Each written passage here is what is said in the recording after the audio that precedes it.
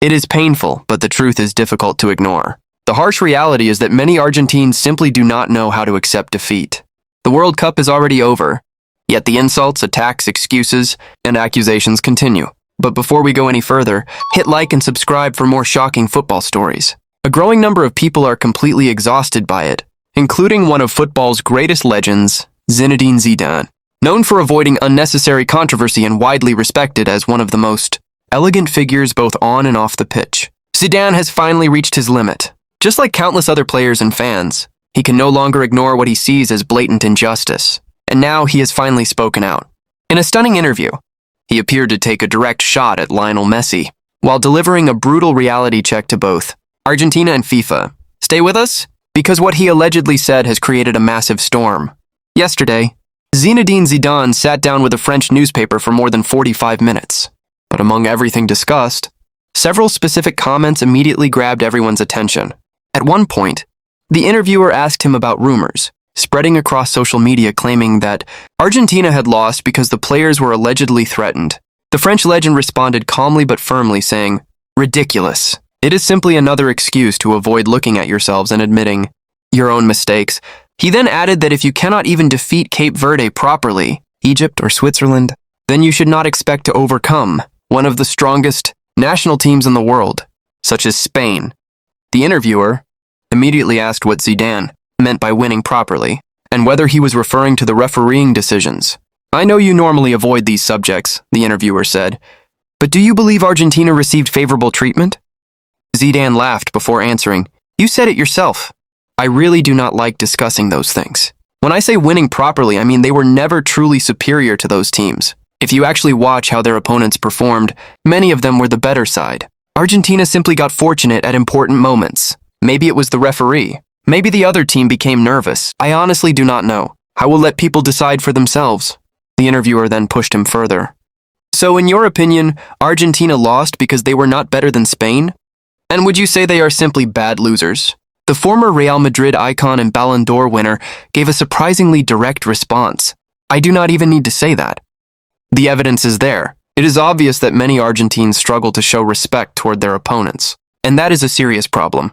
In the previous World Cup, they won the tournament, but instead of celebrating their own achievement, they spent an incredible amount of time attacking France. There were humiliating and disgusting chants aimed at the French national team, but Mexico, England, and several other nations were also targeted. I do not enjoy criticizing people, but to me, that resembles an inferiority complex. When you constantly obsess over humiliating rivals from other countries, perhaps deep down you feel inferior, so you try to make others feel smaller." The interviewer appeared stunned. He even admitted that it was probably the first time he had ever heard Zidane speak with such intensity. But the conversation did not stop there. He then asked, "Who do you believe deserves the Ballon d'Or? Would you give it to Messi after his impressive World Cup? Or do you have another player in mind?" Zidane responded carefully, "There are many footballers who have performed at an extraordinary level this season, both in their domestic leagues and at the World Cup. Messi is obviously one of them, and he remains one of the greatest players in football history. I say that with complete respect for everything he has achieved. But in my opinion, there are other players who deserve the award more." He continued, "The Ballon d'Or is also supposed to consider fair play. Those are the rules. When a captain is unable to control teammates who insult opponents, attack them, or threaten the integrity of the sport, then I do not believe that players should automatically receive the award. Wearing the captain's armband is not only an honor, it is also a responsibility. If you allow that behavior to continue without intervening, then you become part of the problem." The interviewer then asked one final question. "So are you saying Messi was not the best player, and that he is also a bad loser? It seems Argentina's behavior has deeply frustrated you, but you still have not revealed your Ballon d'Or favorite." Zidane answered, "Of course it frustrates me because my country was directly targeted. I do not enjoy discussing these issues because, at the end of the day, it is only football. But children watch this sport. Millions of young people look up to these players, and this is not the kind of example they should be seeing. Messi had an outstanding World Cup, but I still believe there were 5 or 6 players who performed better this year. Several of them were French, including Olise, Mbappé, and Dembélé, just to name a few. And when I mentioned fair play, I was not trying to personally attack Messi. I said it because FIFA itself has used that argument before. A few years ago, Vinicius was reportedly denied the Ballon, Door partly because of similar considerations. So if Messi is nominated, that is fine. But FIFA should apply the same standards to everyone. Or are the rules only important when they benefit certain players? That final part became the most controversial moment of the entire interview. As we mentioned earlier, Zinedine Zidane has rarely spoken so openly and aggressively, and many people believe his frustration is understandable. During this World Cup, chants targeting and insulting French people reportedly appeared during Argentina matches. Even politicians from Argentina became involved, publicly attacking players such as Kylian Mbappé. But why? France was not even facing Argentina at that moment. That is exactly why Zidane's comments arrived at such a sensitive time. FIFA is already facing a major credibility crisis, and the French legend appeared to suggest that Messi should not receive the Ballon d'Or if the organization truly intends to enforce its own fair play standards. According to this criticism, the football world has begun to feel that there are two different sets of rules, one for Argentina and another for everyone else. And if football is ever going to change, those issues must be confronted honestly. The usual Argentine response is that everyone is conspiring against them. But what many people are actually demanding is much simpler: respect. And some believe that real change would have to begin with Messi, the face of Argentine football and an idol to millions around the world. He is considered a hero by countless fans, but critics argue that this World Cup exposed a serious weakness in his leadership. They say he did not simply fail to stop teammates from disrespecting opponents.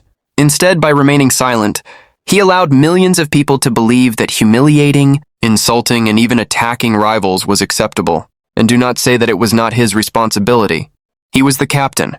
There are countless examples of leaders who acted differently. Consider Carles Puyol, the legendary captain of Barcelona and Spain.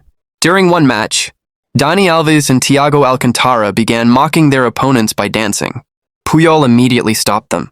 He told them to stop, show respect, and apologize. And they did exactly that.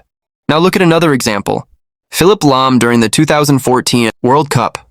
Germany was destroying Brazil 7-1. The result was already beyond doubt. And some German players began laughing, relaxing, and showing off on the pitch. But their captain did not accept it. He demanded that his teammates remain professional and continue respecting their opponents. After the final whistle, he also encouraged his teammates to show respect to the Brazilian players. That is what leadership and fair play look like. And according to this criticism, that is exactly how Messi should have behaved.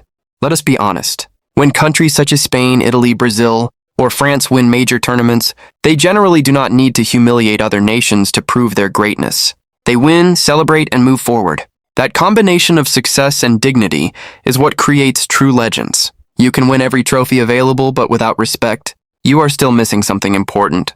And unfortunately, many people believe Messi's reputation has suffered a significant blow because of these controversies.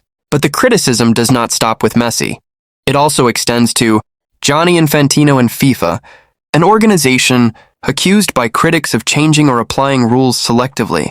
While certain nations appear to receive special treatment, the irony, they argue, is that FIFA reacts aggressively whenever players or officials criticize referees, VAR, or the organization itself. Fines are handed out, punishments are imposed, and careers can even be damaged for speaking too openly. Yet when stadiums are filled with vulgar insults and humiliating chants, not only from supporters but also from players, locker rooms, and people outside the stadium, FIFA often appears to remain silent. An organization that claims to protect the integrity of football should be protecting the sport itself, not simply protecting its own reputation or financial interests. And now, according to this narrative, legends like Zinedine Zidane are growing increasingly frustrated.